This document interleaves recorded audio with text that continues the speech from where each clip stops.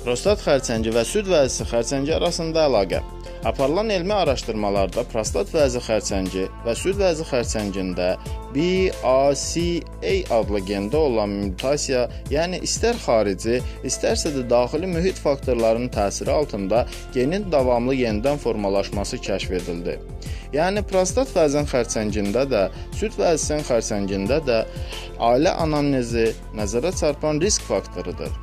Müəlliflər məlumat verir ki, ilk dəfə belə müraciət etmiş prostat vəzinin xərçəngi diaqnozu təsdiqlənmiş pasientlərin yaxın qadın qohumlarının anamnezində süd vəzinin xərçəngi olmuşdur.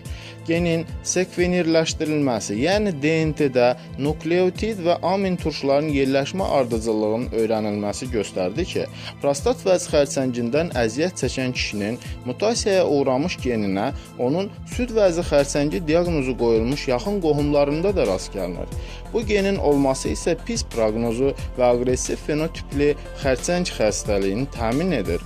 Ona görə mütəxəssislər prostat vəzi xərçəngi diaqnozu təsdiqlənən kişilərin yaxın kişi qohumlarının prostat xərçənginə görə, yaxın qadın qohumlarının isə süd vəzi xərçənginə görə mütəmadi skrininqdən, yəni bu xəstəliyin vaxtında aşkarlanması üçün kütləvi müayinədən keçirilməsini tövsiyə edirlər. Mənbə Tibb elmi jurnalı hazırladı. Rauf Kazımov, həkim, uroloq.